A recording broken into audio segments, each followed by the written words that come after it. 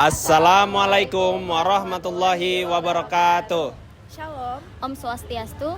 Namo Buddhaya, dan salam kebajikan bagi kita semua. Kami dari kelompok 7 Hukum Perusahaan akan mempresentasikan hasil kerja kelompok kami mengenai rapat umum pemegang saham. Hai, nama aku Siti Nalfaura, biasa dipanggil Ola. NIM terakhir aku 117. Terima kasih. Halo semua, perkenalkan nama aku Syifa Zibian Aisyah, bisa dipanggil Siva dengan NIM terakhir 801. Halo semua, perkenalkan nama saya Gerika Lufrenda Ulisi Hombing dengan NIM terakhir 809. Halo semua, perkenalkan nama saya Firsta Aulia Chandra Ayu Fitrananda dengan NIM terakhir 780. Terima kasih. Perkenalkan, saya Muhammad Haikal Sabbani Ritonga dengan NIM terakhir 770. Di sini saya akan menjelaskan tentang pengertian dan dasar hukum RUPS. Pengertian RUPS atau yang biasa disebut dengan Rapat Umum Pemegang Saham adalah forum resmi pemegang saham untuk mengambil keputusan penting perusahaan dan merupakan organ tertinggi dalam perseroan terbatas dengan kewenangan yang tidak dimiliki direksi dan dewan komisaris. Dasar hukum RUPS sendiri diatur dalam Undang-Undang Nomor 40 Tahun 2007 tentang perseroan terbatas. Kewenangan utama RUPS meliputi menyetujui pengajuan pilot, mengubah anggaran dasar, mengangkat atau memberhentikan direksi dan dewan komisaris, menyetujui perpanjangan waktu berdiri perseroan, menyetujui penggabungan, peleburan, pengambil alihan atau pemisahan perseroan, serta membubarkan perseroan. Dari selanjutnya adalah terkait dari fungsi-fungsi RUPS. 6 fungsi utama dari Rapat Umum Pemegang Saham atau RUPS ini terdiri dari 6. Yang pertama adalah untuk menentukan arah kebijakan suatu perusahaan. Yang kedua, untuk menentukan anggaran dasar tahunan perusahaan. Yang ketiga, untuk membahas dividen dan laba. Yang keempat itu untuk menilai dan juga mengevaluasi kinerja dari direksi dan juga komisaris. Yang kelima adalah untuk menentukan anggaran dasar perusahaan. Dan juga yang keenam adalah untuk menentukan pembubaran dari suatu perusahaan. Dari 6 fungsi-fungsi terkait RUPS ini menjadikan Rapat Umum Pemegang Saham atau RUPS menjadi suatu forum tertinggi yang dapat mempertahankan dan juga menjaga keseimbangan antara manajemen dan juga hak suatu perusahaan atau pemegang saham. Lalu yang selanjutnya ada tata cara pelaksanaan RUPS. Yang pertama, usulan permintaan penyelenggaraan RUPS dilakukan oleh pemegang saham 1 atau lebih yang bersama-sama mewakili 1/10 atau lebih jumlah seluruh saham diajukan ke direksi. Yang kedua dilakukan oleh Dewan Komisaris. Selanjutnya ada pemberitahuan mata acara RUPS. Penyampaian mata acara ke OJK paling lambat 5 hari kerja sebelum pengumuman RUPS. Lalu yang selanjutnya ada pengumuman RUPS. Pengumuman RUPS kepada pemegang saham paling lambat 14 hari sebelum pemanggilan. Lalu ketentuan pemegang saham yang berhak hadir dan mengusulkan mata acara rapat, tanggal penyelenggaraan dan pemanggilan RUPS. Media pengumuman melalui surat kabar harian, situs web Bursa Efek, dan perusahaan. Lalu yang terakhir ada pemanggilan RUPS.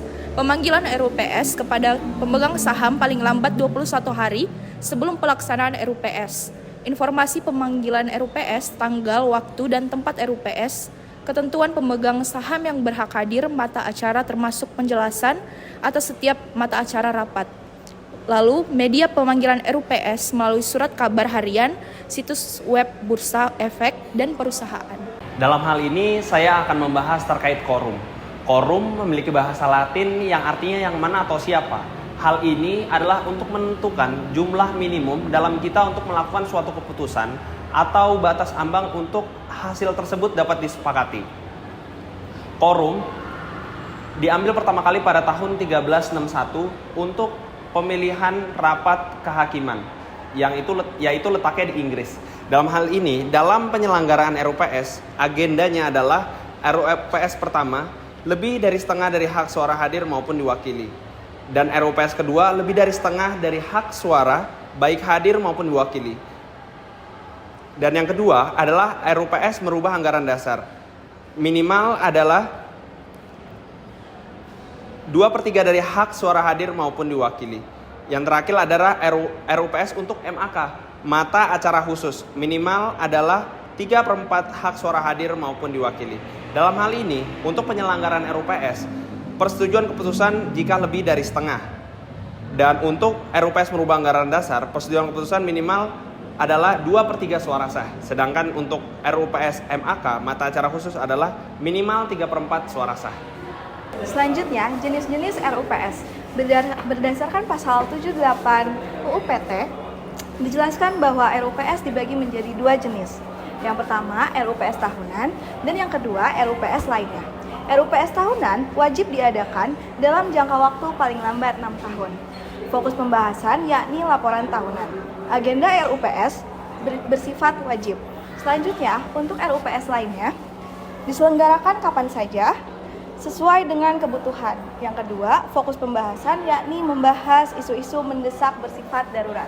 Lalu, yang ketiga, agenda RUPS lainnya bersifat tergantung kebutuhan perusahaan.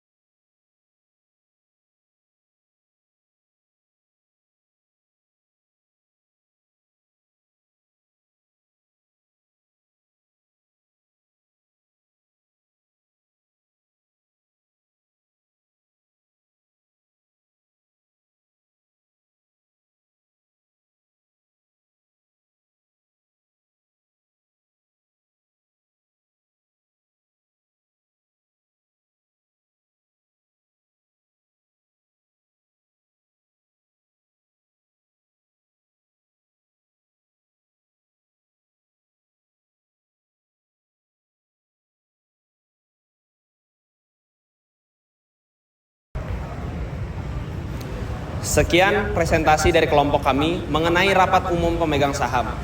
Inilah hasil presentasi. Jika sekiranya ada keluputan, mohon dimaafkan. Semoga presentasi yang kami berikan dapat bermanfaat bagi lingkungan FH Undip, dan masyarakat. Wassalamualaikum warahmatullahi wabarakatuh.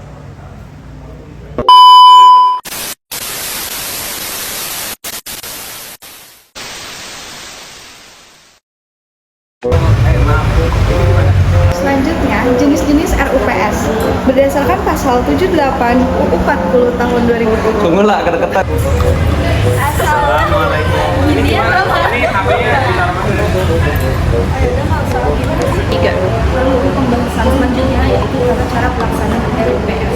Yang pertama, usulan permintaan penyelenggaraan RUPS yang dilakukan oleh yang pertama ada pemegang saham satu atau lebih yang bersama-sama mewakili satu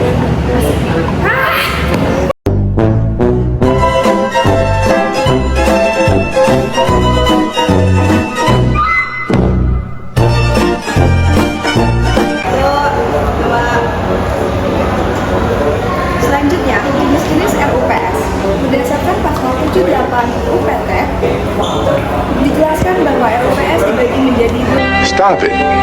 Get some help.